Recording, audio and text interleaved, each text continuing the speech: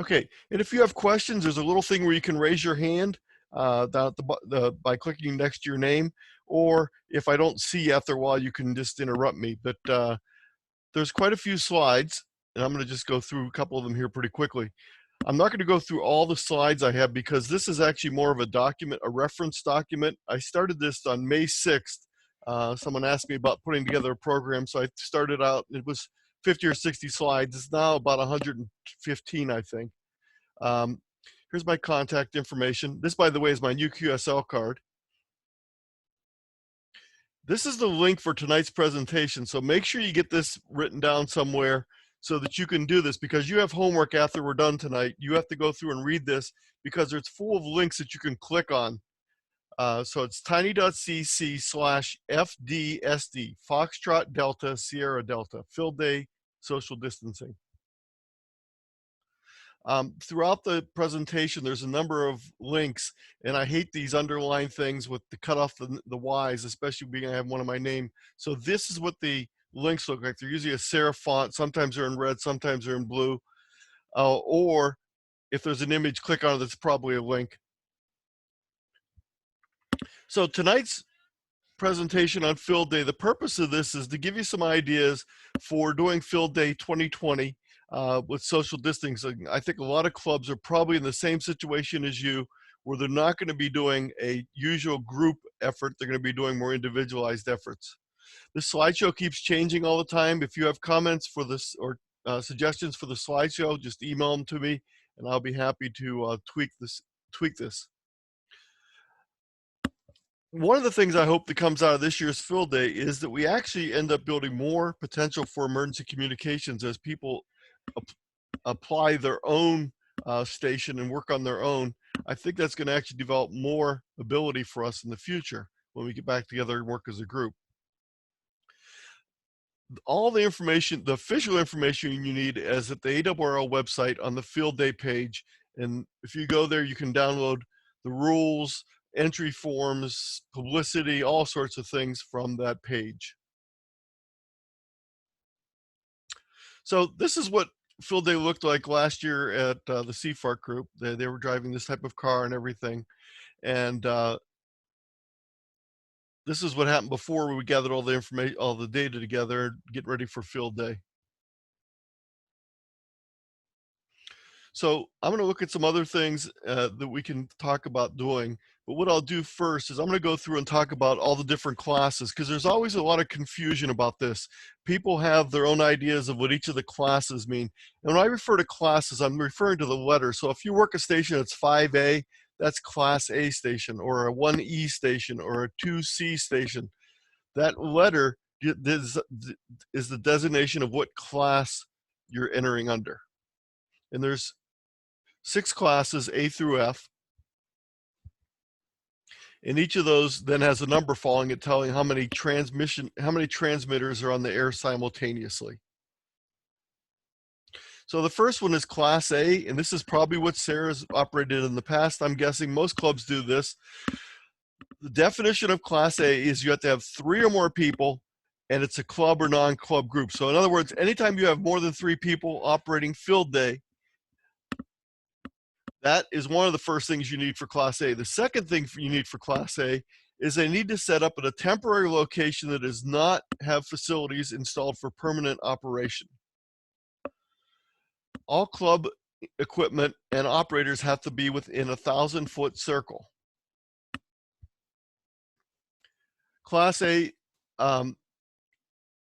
is what I said most clubs usually do, but social distancing rules have made this difficult. Class B is 1 or 2 people setting up a portable Field Day station, again, with no permanent installed materials. Now, one of the most common misconceptions is people think that B means that you're using battery. A 1B operator needs to use emergency power, but it can even be a generator. You don't need to be just battery. They separate the people that operate with batteries out in the printed results. They also separate out whether there's 1 or 2 people. Also with Class B, you can have 1 transmitter on the air at one time, or you can have 2 transmitters on the air. Now, I probably shouldn't tell you this, but I found a secret a couple years ago. Almost no one ever enters Class B, 2 radios, so B2 with 1 operator. But that's what I've been doing for the last 3 years, and I've won my category all those years because there's only been 3 people that entered that category. And I actually do operate both radios simultaneously because I'm running FT8 on the side while I'm running my CW or phone station. So Class B is very doable, and you could do this on your own property. You could go back, camp out in your back 40. I know Scott's planning on going to the gazebo at the back of his property and operating. Class C is mobile. And this is something that a lot of people thought they would do. Well, let's just all drive to the typical field day site in our cars and we'll be 7C. Well, I just got done with an argument on Facebook with a gentleman. Class C, all the radios have to be in the same vehicle. So having 7 vehicles with 7 radios in them doesn't count as 7C, it counts as 7 1C stations. So he pointed out to me that last year there were 2 people entered 2C. Well, they had their 2 radios in the same vehicle. And if you have a van or an RV or a boat or a super sized airplane, it's very easy to do that. So Class C, the main thing is it has capable of operating while in motion. So you can't set a tower up next to your car. You can't have an antenna stretched out to a tree because of course you wouldn't be able to continue to operate. And of course you can't plug into the wall outlet with your car because that wouldn't be possible when you're operating mobile. So Class C, all the antennas have to be in place and you can drive away with them as they are. The problem with Class C is if you've not operated HF mobile before, you probably don't have a very good installation in your car, and you can count on a huge loss in signal strength with a mobile setup as opposed to even a temporary dipole thrown up in a tree. Now, there's no reason you can't start out as a Class C operation, but instead of using a Class C operation, convert it to a Class B or a Class A operation by leaving your radio in the car, but putting up an antenna next to the car. So a lot of people do this when they're operating state QSO parties. They actually have rover stations. Whenever they get to the county they want to operate in, they go out and pop up the antenna or throw an antenna up in the tree. And the difference in signal ability is huge. So if you're thinking about operating from your car, you might want to, instead of operating as Class C, consider operating as a Class B station. So all these links in here have information on mobile operations. And as I said before, these are information on installing an antenna that will work for a mobile operation. And this is not Class 5C, this is 5 Class 1Cs. Unless they have more than 1 radio in the van, then it might be a 2C or a 3C.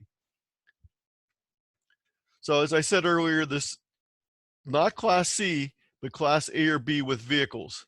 And this is something that's nice for an operation where you want to do a number of people. You could do a Class A operation in your 1,000-foot circle. Just everyone drives to the site, throws up an antenna, and you can be 5A if you like. You don't have to be in a tent. You don't have to be in a camper. You can be in a car, but your antenna is not in the car. You can even have a generator parked there. The problem with this, once you start getting people together, then you have too many people in the same area. But if you want to do a couple of people like this, it's fine. And you can certainly do social distancing, and it's very easy to move the car, to use the car as your power source.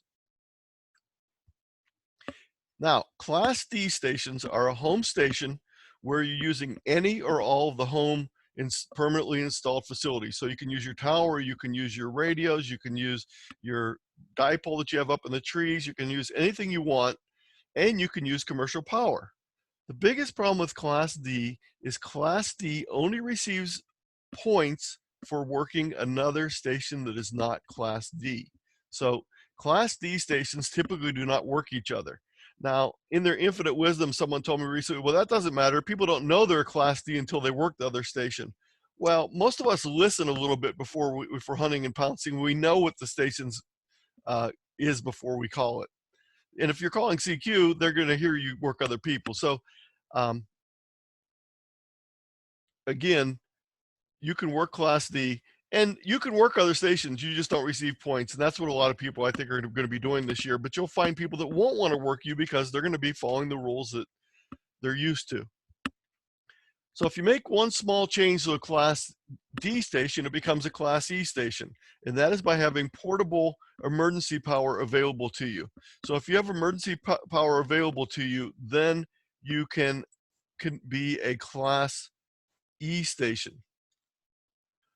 Now, as a Class E station, you can use, your radio has to be on emergency power, but you don't have to have your other peripherals. In other words, your lighting doesn't have to be using emergency power, and you don't, well, this is it's real touchy, but you don't have to have your logging computer be on emergency power. Now, the problem is if you're using your radio to key, if you're using your computer to key your radio, then it's considered to be required. Now, I'm not sure about you, but I use logging software to key my radio.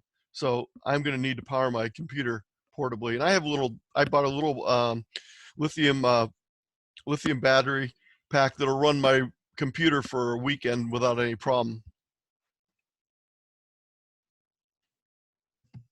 Hey, Anthony, this is Jason. Yes. Question? Yes, go right ahead. For a Class E station, if you have your computer connected to a CAT control, but you're not keying it, you're just using it to pull in the frequency for logging, does it still, I realize that's a really fine hair there. According to the official word that I've heard, that does not count. You can still run it on your regular power. The thing I would really strongly suggest, though, is this is a great opportunity to try and get your computer on emergency power also. So I would suggest you try and run as much stuff during the Class E operation on emergency power as you can. The other question that a lot of people have been asking is, Class E emergency power is defined as not using electrical mains. Well, there's been a discussion as to if your generator uses natural gas, is that acceptable because it's using a utility? And the word I've heard is that is perfectly acceptable. I have a question as well. Yes.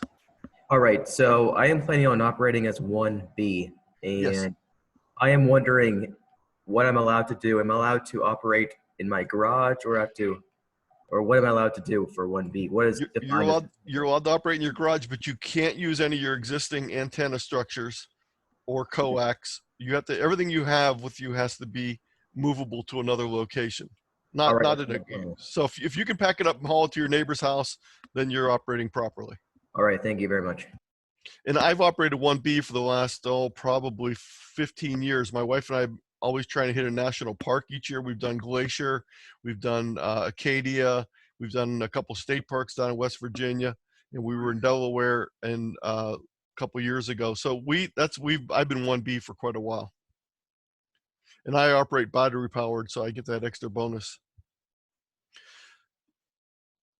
Class F is a special situation. It is an emergency operations center, and I don't think most of us are going to be switching over to this type of operation, so I really won't talk about it a lot, other than the fact that it has to operate in an established emergency operations center, and the possible gray area is whether you're going to be allowed to do that remotely or not. So there's been some thought about that, but that's probably doesn't apply to most of us, so I'm going to skip over that.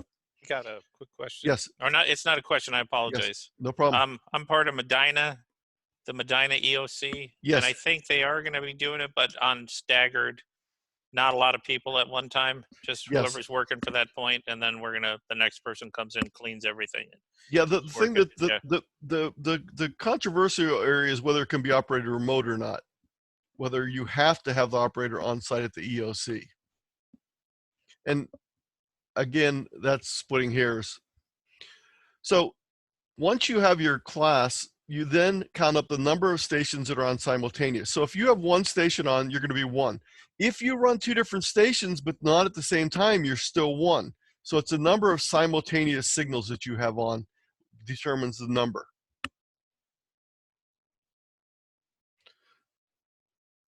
So one of the things I want to stress is if you're going out and doing this on your own, your club probably spends a lot of time planning the safety aspects of things. I don't want you to do something stupid on your own, like walk around with that 43-foot vertical and run into the power lines outside of your house, or climb up on a 20-foot ladder and try and balance something on top of a precarious spots. So safety first is very important, and there's a list of the AWL safety checklist.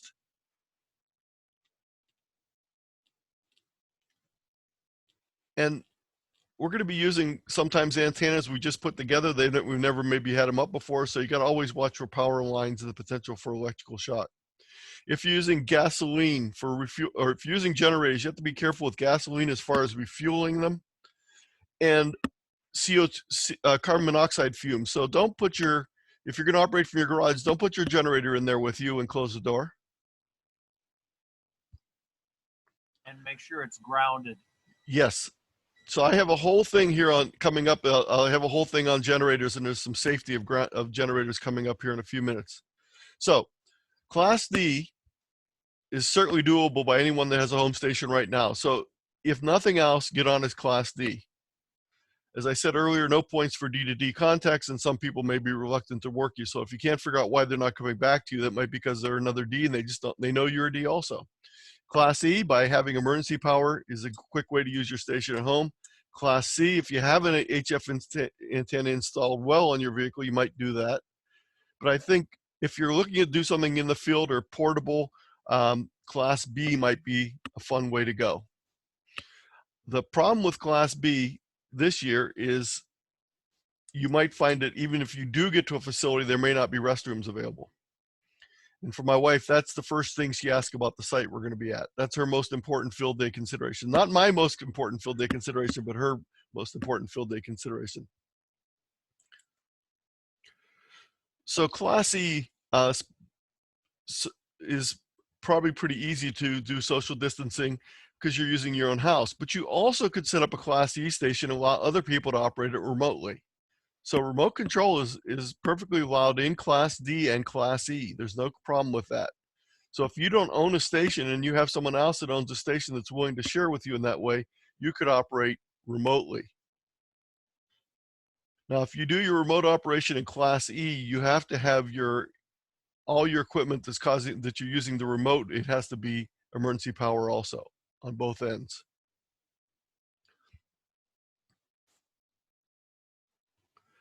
So you can, for emergency power, you can use a generator, you can use solar battery power, you can use batteries, or you can use alternative power and get a bonus in addition to that. So if you have a hand crank generator or a bicycle that you want to pedal, start practicing now though, because it's a lot harder than you think it is. So this is a whole page that's part of your homework. These are all links on generator power, including a number of things on safety, choosing generators, operating generators, etc. So if you plan on using a generator, make sure you read all of these links. There's also a special type of generator that a lot of people are using nowadays. These little inverter generators are very popular. I just put this page together. I'm just putting this page together today. I actually haven't quite finished it yet. You see there's a spot down at the bottom and I haven't finished. These are information on batteries, and I've always operated batteries. I operate QRP, so it's very easy for me to battery power my station for a weekend. I can usually do it fairly easily with a modest size battery. The solar power slide I'm still working on. As far as computer power, again, if you want to operate your computer off of emergency power, you can easily buy these small power banks. The one I bought was $109, I think, and it runs my laptop for the weekend without much problem at all. I also have for my FTH station that I use in the field, I've used this for a couple of years. It runs off 5 volts, so I can use those little battery packs that you can buy for your mobile phone. And I got a real big one of those, and it runs that computer for quite a while when I'm using it on an FT8. And it's actually not really even a computer; it's a ASUS transformer. So it's a tablet with a keyboard attached. This whole section is on antennas, and if you click on either this or this, it'll bring up the page of antennas. And I've been putting this together. This is the pros and cons of different types of antennas, and then a section on each of the different types on how to build the dipole or to build a vertical, or even some information on some commercial antennas. So again, that link is available from either of these 2 clicks. If you have a Go box, that's a good way to have your station ready to go for a Class B operation or a Class operation or whatever type you'd like to do. And I have a whole page on GoBox information on my website. This is my k8ztu.com website. By the way, you busted my call too, Gary, not just my name. So you had N8ZT, but it's k8zt.com, and this is a section on portable and operations and Go kits. So as I said earlier, the B option, where you have the radio installed in the vehicle, but then you come and put up an antenna that's not suitable for mobile operation, is a very doable way of having a good signal for field day. A lot of people are trying to figure out every possible way to be a C when you really don't want to be a C in most cases. You're much better off being what I call a tethered C, where you become a B or an A. So you get to use portable mast, and I have, again, that information on antennas. So you can do this temporary installation at your house. You can think of it as a deck expedition, a barn special event, or a back 40 extravaganza if you'd like. And if you have more property, the better. I'm a little tight for property here, so I probably won't do my Class B at my house. I'll go to somewhere else. I think I might go to one of my relatives' houses and use their backyard.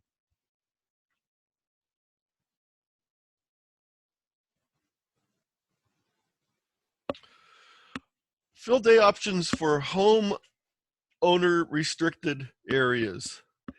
Stephen just put his fingers up. He's acknowledging that's part of the situation he has. So we can go with things like indoor antennas, not the best in the world, but it's still an antenna. Balconies, windows, flagpole antennas. By the way, someone once asked me what the best antenna is, and I said I can't tell you what the best is, but I can tell you what the worst antenna is, and that's one that you don't have. And then the second worst is one you have, but you haven't assembled yet. The third is one you've assembled but not installed. And the fourth is one that you probably are using right now, but you used the bad installation on. So that's one of the possibilities in a home, in an area where you're restricted for antennas. If you're planning on operating with a really marginal antenna, I would strongly suggest you consider FT8 and FT4 as part of your consideration. I'll show you why in a few slides here. But I have another presentation. It's tiny.cc/FT8FT4. And this is a presentation that I've been doing recently, and it has a lot of slides on operating FT8. How many slides are in this one? I think there's only 9. No, there's 100 in this one too. All my slideshows just keep growing. Oh, and I actually have a recorded version if you want to listen to one I presented to the Cuyahoga Falls Club. So this is a indication of how strong your signal needs to be. To have a successful single sideband signal exchange of signals, usually need about 10 dB signal. CW can get by with minus 15 dB, but FT8 and FT4 you can get by with even lower amount of power. The bottom is about minus 24 is the lowest I've ever made a contact with FT8. So this is an example of an antenna, a magnetic loop antenna. And one of the problems with these are really nice antennas because they're easy to move around. They're pretty good. They don't need to be up high. They don't need any kind of support. The bad thing is they require retuning almost every time you change frequency. Well, for those of you that already operate FT8 or FT4, you know that you don't change frequency unless you change bands. So this is an ideal combination if you have a limited area where you can put up antennas and you can operate FT8 or FT4. A magnetic loop can be a very good way to go. Any questions so far on any of the classes or anything I've talked about so far? We're going to switch gears here. I have a question. Yes, go right ahead. So in the event, say we have like a class 3A. I've never worked field day outside of the club setting. What do we use as far as a call sign? Do we use our own and they get put together, the scores get put together, or the highest person in the group? Use one person's call sign. You know, okay. That's a very good point. Thank you for bringing that up. All the different entry classes only let you use one call sign. The exception to that is if you have a go-to station along with your Class A, it can have a different call sign. So that's the deal. That's when people talk about they're doing their 5C where they drive their 5 vehicles up. No, that doesn't work on that respect also, and it wouldn't be 5 separate calls. I mean, it'd be 5 separate calls. So every station has one call sign assigned to it, and that has to be someone who's responsible or gotten permission to use that call sign. Okay, thank you. Any other questions? See if that thing starts up.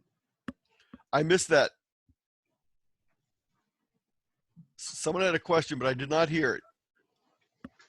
Larry the Almighty. How about spam? Okay, we're going to go ahead and move forward then. Please mute your mics again. She's cool. Right with her. I just don't want to run into Gothard. KCWH. Okay, I can mute you if you don't mute yourself. Let's talk about technician class operations. If you don't mind, if you get down to the bottom of your participant screen, you can click on the little yes if you're a technician or no if you don't have a technician class license. Let's just get a quick view on that. Everyone see where I'm talking about? Go down to the bottom of your members screen and you should see a little yes and no button. So far we have no technicians, or they're reluctant to raise their yes, click their little yes. So I'll let that keep going. But for technician class operations, if you're operating a station on your own, of course you can't work under someone else being your control operator. So when you work a club station, a lot of times you have a control operator there so you can use different frequency privileges. So you're limited to just the technician class privileges. And there's really 4 different things you can do as far as field day. The first one is a VHF station with 6 meters and or 2 meters and or 440, which is even more unlikely, but that's still a possibility. The other thing you can do is satellite communications, because all the satellite frequencies on 2 meters and above are available to technicians.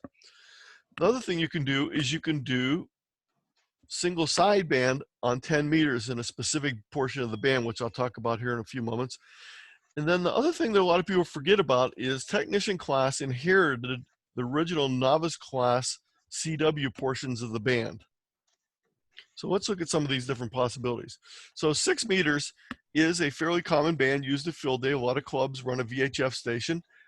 If you do it as a 1B or a 1E or a 1D, you don't get to do it as an extra station. It counts. So if you're operating that, you can't be operating another radio at the same time and remain in the same class of operation. So just remember that.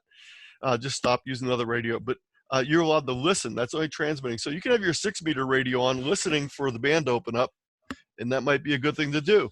And this is something you might want to organize as a club. Maybe even consider certain times of the day when you're going to listen on 6 meters. So it's a good opportunity for technicians to get some contacts. If we luck out and E-skip comes around, you might have contacts around the whole eastern part of the United States. If not, it may be limited to just Northeast Ohio. Again, a big plus is if you can operate FT8 and FT4. I've worked 50 stations on 6 meters in the last week and a half, and they've all been on FT8. So there's a lot of activity. As a matter of fact, I've even worked some DX on 6, some Caribbean stations. Today I was working 10 meter stations. Yesterday I worked 15 10 meter stations on FT8 in the afternoon in Florida and south. As far as VHF 2 meters goes, there's usually not a lot of single sideband 2 meter activity during field day. There can be, but most people don't do it. And some technicians might not own a single sideband 2 meter radio. So if we want to do 2 meter FM contacts, we can't not use a repeater. So they have to be simplex. And I'm not sure if SARA does a simplex contest. I know Cuyahoga Falls Club and the Mahoning Valley Club do a simplex 2 meter contest throughout sometime during the year. And the state does one also. So that's something you might want to consider, having people listening on 2 meter FM simplex frequencies to be able to make contacts.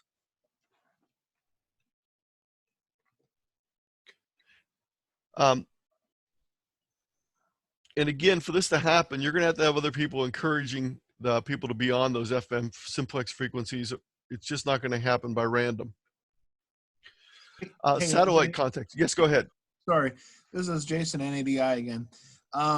Do you know? This is one of the things I was thinking about when I mentioned before about maybe having some local contests. Do you know if any club in the area is planning on setting up some sort of it's via FF, FM 2-meter simplex? I was Very, thinking that maybe clubs could pick out like like 8 to 9 at night or something, when you're kind of in that transitional period between 20 and 40 and 80, and encourage people to do an FM simplex. yes, some clubs are doing that sort of thing. Also, some clubs are setting up contests for the people that work specific things, either the most contacts on FM, 2-meter FM, or the most contacts total for the contest. So yeah, there's a lot of clubs all around the country that are doing that sort of thing. So it's definitely something. And again, you could also do it as a friendly competition with another club. So yes, there's nothing wrong with doing that. Yeah, I guess I was wondering specifically, do you know of anything in the area that's already organized, like field day, Saturday field day, that's going to be trying to put something like on? I was thinking about trying to organize that, but I don't want to. The Mahoning Valley Club, I think it's this coming weekend or next weekend, has their 2-meter simplex contest. It was originally scheduled for March, but it got moved back. So if you go to the Mahoning Valley Amateur Radio Club and take a look at their website, they're having their simplex contest, and it was in the Ohio Section Journal. And by the way, if you aren't subscribing to the Ohio Section Journal, and Scott's out there lingering on the right there behind us right now, you should be. So again, if you go back to last week's postscript from Scott, and I think probably that'd probably be the quickest place to find the detailed information, other than going to the Mahoning Valley Amateur Radio Club Association site. Yeah, I guess I meant specifically for field day weekend. No, I don't know of anyone that's planned it specifically for field day, but it's certainly something you could do. Okay. So satellite operation is not difficult with the low orbit FM satellites. It's a little more complicated with the single sideband and CW stations. And it takes a special type of antenna, but it's not complicated. You can get by with Yagis that are built for other purposes. It doesn't have to be both on the same antenna. The biggest problem with field day operation of satellites is there's a lot of people wanting the bonus satellite contacts and only so many satellites available. And the low Earth orbit satellites are only usually available for about 8 minutes a pass. And they pretty much support one contact at a time. So they can be rather wild and difficult to operate. And if you've never done it before, field day is not the day to try it. That's why we're doing this presentation tonight, to give you a month of time to work on some of these things. So if you want to think about doing it, this is the time to start practicing for that. So I have a whole thing here on working FM satellites, the low Earth orbit satellites that I put together. And again, as I said, when you download this whole presentation, you'll have this link so you can read this information on operating them.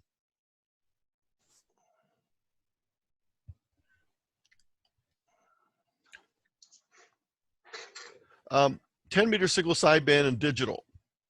So when technician class licensees were given 10-meter privileges, they were given 10-meter single sideband with part of the band, and they're also given digital capability for RTTY. Well, since then, FT8 and FT4 have came around, and you can operate those. So that's the other possibility: 10-meter single sideband RTTY and/or FT8 or FT4 in the 10-meter portion, the 10-meter band in the appropriate portions of the band. And I have a link here on the 10-meter reference list that tells you a lot of different things about 10 meters. And I'll talk about the frequencies here in a few moments. One of the problems in the last couple of years with us being at the bottom of the sunspot cycle, most field day organizations have ignored 10 meters. So with no one going there and calling CQ, it's kind of difficult to make contact. So it's important that if we are going to make this opportunity available to technicians, and there are still some novice operators too in the state of Ohio. I think Scott told me the other night there's about 400 people that are still novice class, so they could also operate these. So again, that's one other option. And I see someone keeps chatting about the option that there's a good chance to do an upgrade at the upcoming VEC exam. So that's not another outside the realm of possibilities also. But one of the nice things about this is if we get people on these bands, they are definitely support contacts throughout the state. So there's a good chance of still getting a good number of contacts on 10 and 6 during the field day. So here's the privileges. From 28 to 28.30 is the CW and digital area for novices to operate in. And then 28.3 to 28.5 is the place for phone operations.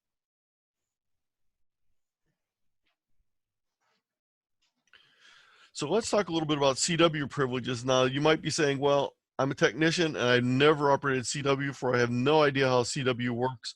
So I put together a whole presentation called Fun with Morse Code. And it talks about operating CW. And it even talks about operating CW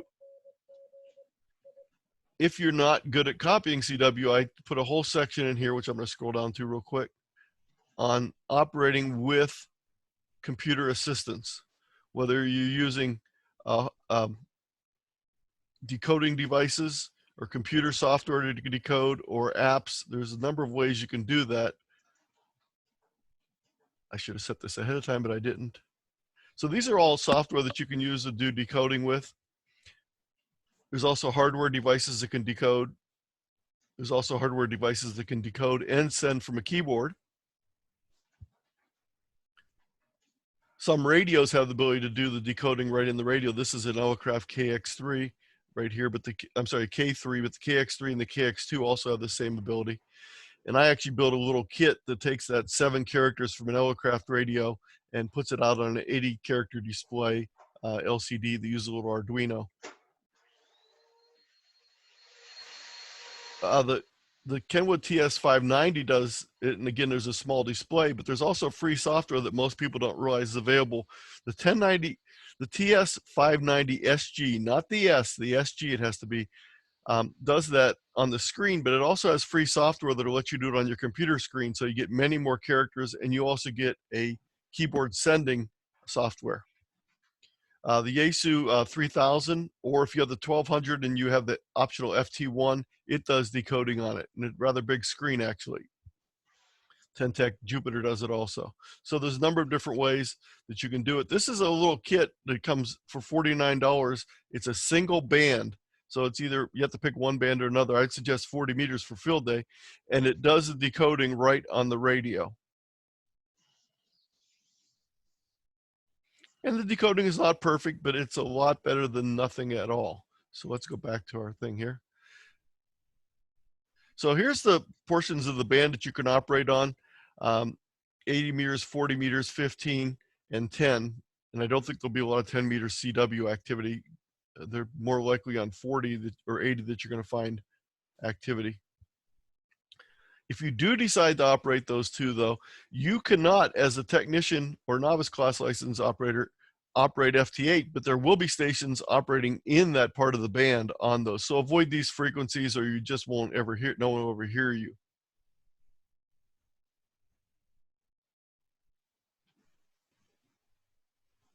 And again, more information on CW.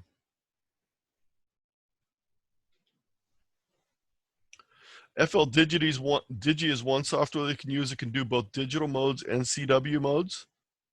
And I have some information here on using FL Digi. If you do use FL Digi with CW, though, I would strongly suggest you do not use it to feed the digital. The CW information is audio in through microphone. I think it's much better to use one of the hardware interfaces. And if you're interested in that, I have all the details you need about that. And some information on CW operating. These are some good sites on that. So we'll stop there. Any questions about technician class operations? I have another question. Yes. So as a technician, you're limited to technician class for field day, even on a larger group of stations. Like I said, for example, a 3A. In the event that no one in the group is technician class, say for example, one of the people that I had in mind is a general class, if I was to go and get my extra upgrade, can he then operate under the extra using my call? He cannot operate under your call, but he can operate under you. Wait, listen, let me finish it. He can operate as you as the control operator. So if you are in a position where you can control the operation of that radio, Mm-hmm. he can be the one handling the radio and talking on it and everything, as long as Right. there's a control operator present. Okay. Okay. That doesn't work though with the technician class. Well, it's the same thing. Again, Okay. Okay. whoever the control operator is, that's the rules that you have to operate the radio under. Okay. So I misunderstood at the beginning of this portion. I was under the understanding that no matter what, if you were technician, you were limited to technician class. Under your license, yes, but if you're working, if you have someone with, If someone else is a control, then Yes. you're good to go. Okay. Yes. Thank you. Okay, very good. Any other questions on technician operations? Okay, one of the things that a lot of people depend on for field day is other people setting up computers for logging and for interfacing with radios. So maybe you're not real familiar with this. So if you're not real familiar, I have a really good reference from last week's Contest University. It's by N6 TV, and it's everything you want to know about single sideband single sideband, USB and serial interfaces. And it's a very good piece of information. And this is the video that you can just watch, even though it has Tim's face here. He's introducing Bob. So if you're not used to operating field day on your own, or you're not the person that does the planning, it might be very intimidating to think about setting up your station. So providing feedback to the other club members can be very, very important. By encouraging people to operate is important. Having club incentives, maybe prizes or anything you want to do might be another good way. I would strongly suggest that you started announcing the fact that field day is not canceled, as just the SARA joint field day is, but you're encouraging all members to participate. Got someone coming in there. Okay. Some of the things that people might need assistance with is logging software. If they've never been responsible for doing this before, they might not be familiar with operating contest style. So this would be something you could do with a net ahead of time, or practice with, or have people get on the air for some of the contests that are coming up before field day to get some practice. You have a couple contesters in your club that I'm sure that would be willing to help out with people who are not used to contesting. One thing that you might consider is having your club have someone available throughout the setup time and even during field day that someone could call on the phone and say, hey, what do I do when my M1 stops working? Or how do I fix the time on my computer, or things like that? So by having a help desk type of person available might be a good thing to do to encourage club members who are reluctant to do things on their own. If they know they have someone to back them up on their computer problems, that might be a really good thing to have.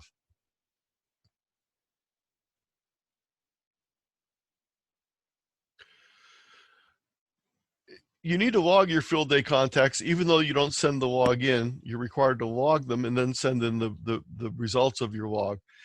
But you can do it on pencil for a very small operation, but I'd say anything more than just a modest operation, you're probably going to want to use computer logging software. It makes it a lot easier to do.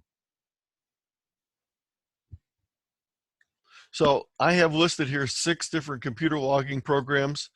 The 2 most popular you can see, though, are N1MM, which is free. About 47% of the people using it, this is in the CQ worldwide, not in field day, but it goes up there also. And then the N3FJP, which is a commercial software, but I'll talk about it. And then I know some clubs are still using WriteLog. These other ones are not real commonly used at field day. So N1MM, it's actually N1MM Logger Plus is what the full name is. It's the most popular. It's free. It has a lot of features, and it supports field day along with many other contests.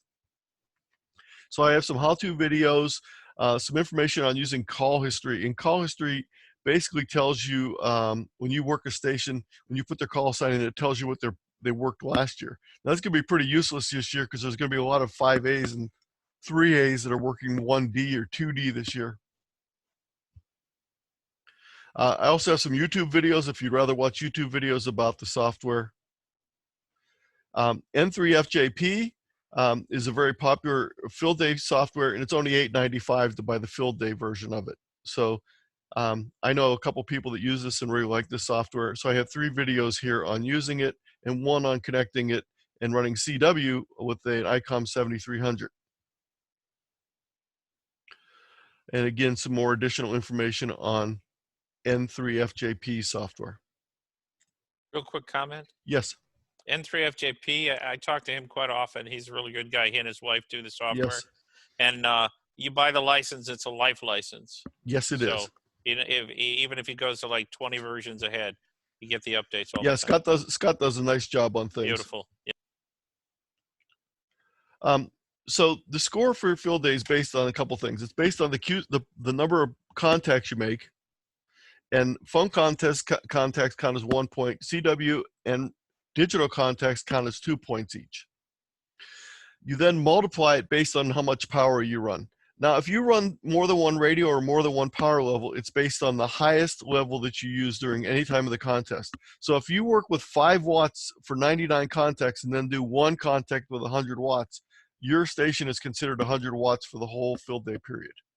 So you can't just multiply the ones that you made at low power to different multiplier than the ones you made at high power.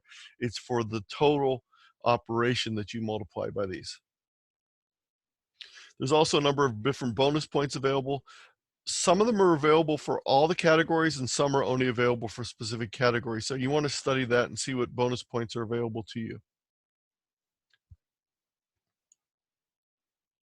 So these are the different bonus points that are available. And as I said, some of them are available in all the classes, some are not. When you're done with getting your score ready to go, if you use the online submission tool, you even get a bonus for using it. So when you click on this little thing, it gives you the link to submit your log by going to this little data entry spot. So you don't actually send your log in. You go in and fill out this little form online and you do that, and you get some bonus points for that also. Here's the most common thing a lot of people thought about field day. They said, well, okay, everyone work, and when you turn your score in, make sure you say you're a member of SARA, and then we'll get acknowledged. Well, unfortunately, field day is not one of the 9 ARRL contests known as affiliated club competitions. So no, it doesn't make any difference. I don't even think they ask you a club name. If they ask you a club name, it's the club name for the field day operation, not for the club that you belong to. So if you were thinking about that, unfortunately, that's not the case. Hey, Anthony, this is Jason again. Yes. I thought the ARRL was changing how they were going to publish it. So even though you're not a combined score, it was still going to be your like they were still going to publish club listings. To my knowledge, no. Everything I've heard, that the answer is no to that. Now, they may change their mind. There's still some time to do that, but everything I've heard, no.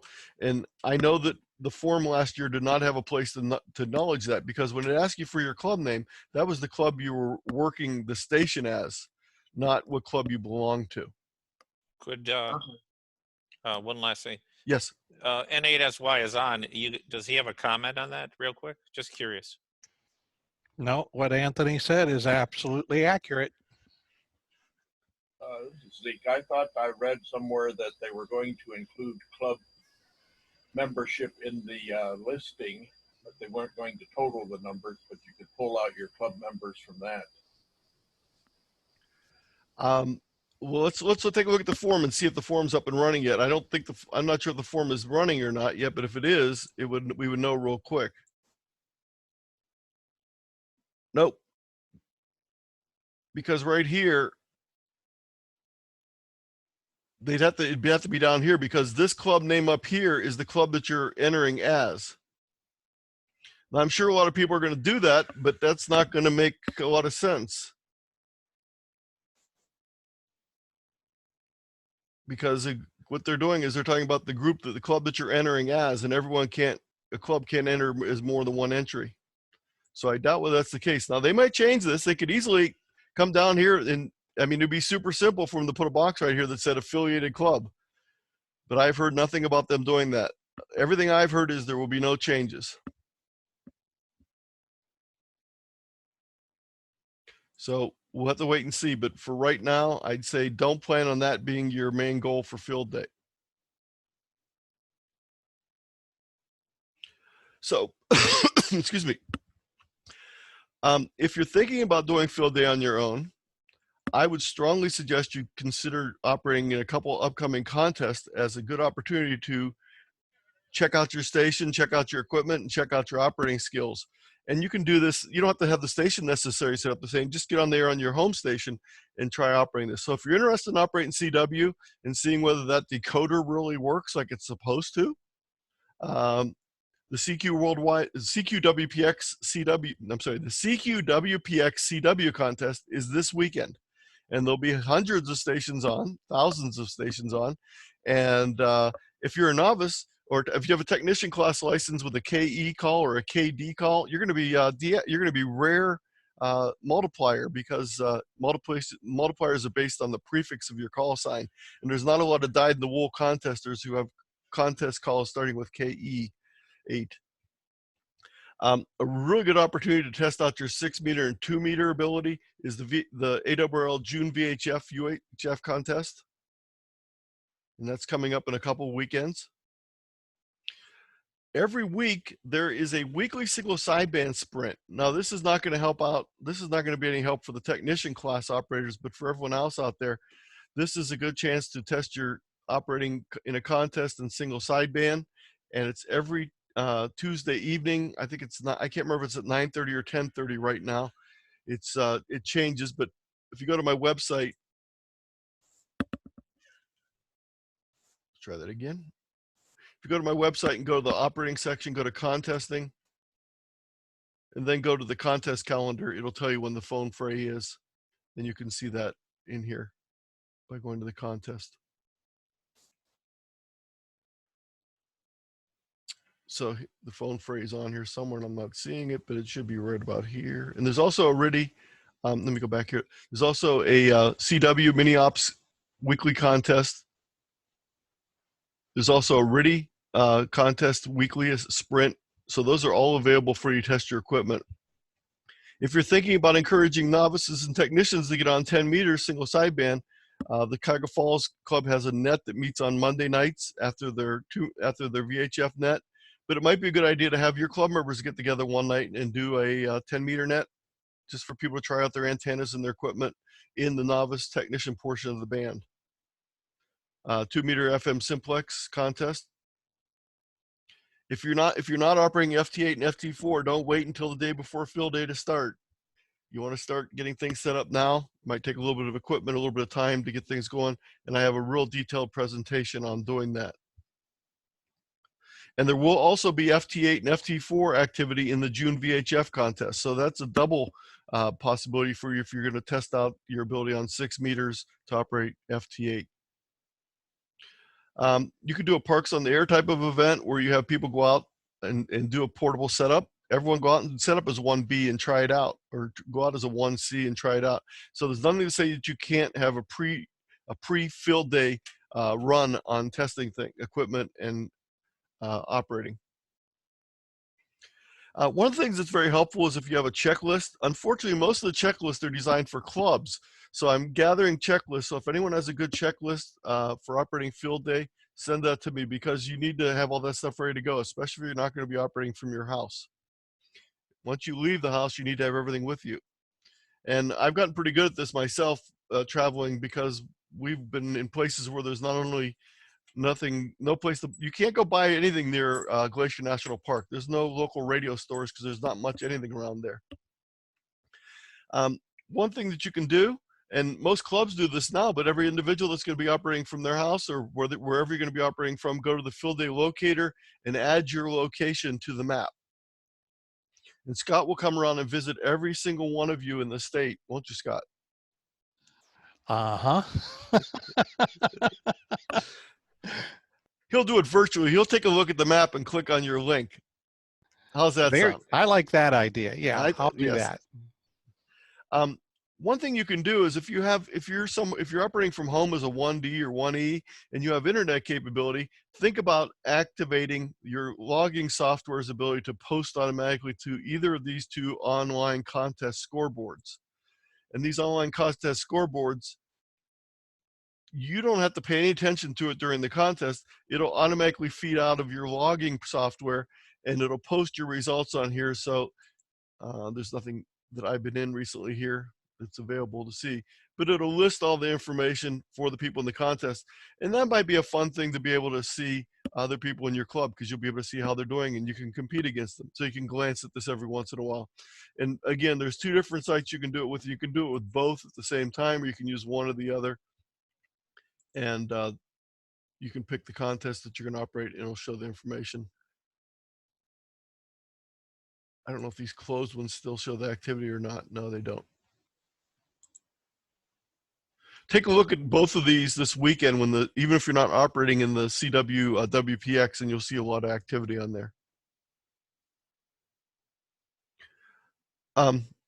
Think about recording some videos or taking photos to share with other club members. I'm sure Gary would like to have a program maybe later in the year where you show off your field day operation. Write up an article for your club's newsletter or for the Ohio section newsletter. Well, if I can interrupt real quick, please take pictures and send them to me. That is something that we have done for many years, and I'd like to continue that. Even though we may be locked down, I want your pictures, so please send them. Scott, that was perfect. You must have realized that I needed to blow my nose and sneeze a couple times.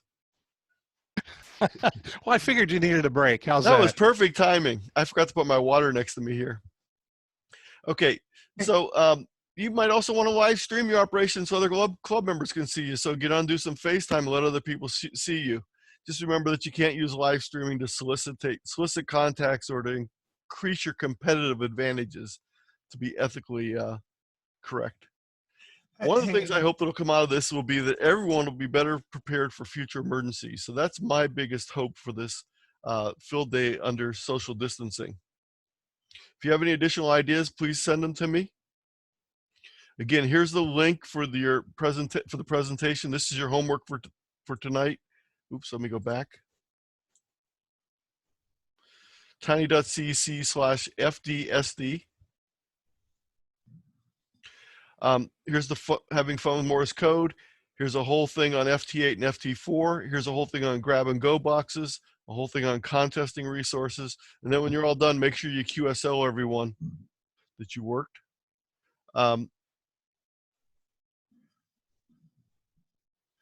So that's it. So I'm going to go ahead and stop the recording, and then I'm going to take some more questions. So let me just go ahead and stop the recording.